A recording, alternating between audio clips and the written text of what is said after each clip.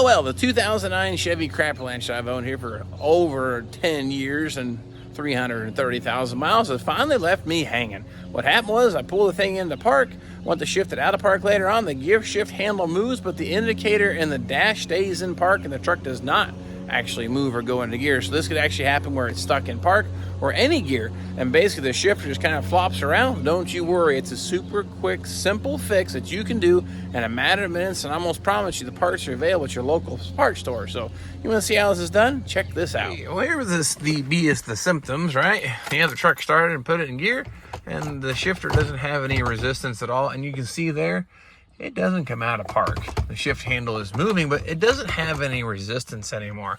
Well, what the heck works out to be is a shifter here pulls and pushes on a cable. It moves the transmission, which then changes the position of our park neutral switch. So I suspect our cable has popped off, but let me climb under the truck to show you what we found. And for those who know, there's a brick. But what we have happening down underneath the truck, let me climb underneath here, is we'll take a peek. You see right there, that cable is no longer attached, get under here, to the transmission shift linkage. This cable here should be snapped back on there. Well, it don't stay on, it just falls off.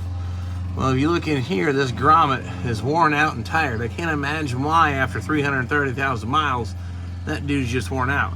Now you can buy a whole new cable and route a whole new cable up inside the truck, or I've learned you can buy just this little plastic insert, snap it in, put it right back on our little stud, and ready to rock and down the road again. And the even cooler part about it is AutoZone, local parts store. Pretty much any of them. 14092 Dorman part. These little adapter thingies. Look at this right here, this bad boy. You pry that old out, got a little pick, got something to pop back in with. We're going to try to replace that little grommet, snap back on, and see if this gets us operational again. Now, of course, let's use our brain. If we actually push on this little linkage right now, it will come out of gear. And if your driveway is on a slope or an incline like mine is, you're going to get ran over. So the brakes are there for some wheel chocks. Set the parking brake, shove some brakes under the tires like so. I put them on all 4 tires, probably overkill, but I kind of like talking to you guys. So I don't want to get ran over my own drive and be one of those videos we all laugh at. So that's what I'm trying. A little word of caution. This can move while messing with it, come out of park, and then you've got problems. So we're going to get this thing pried out next. Okay. That's not so bad. There'll be the old one. Now this new one kind of has an orientation. The little handle, of course, is going to be facing out when I'm all said and done. But I think we just work this back into place with a little pick action here.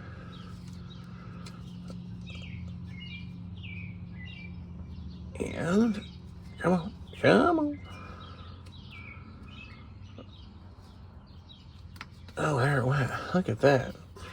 All the way in, as simple as that. Now that ain't popping back off. Good for another 330,000 miles.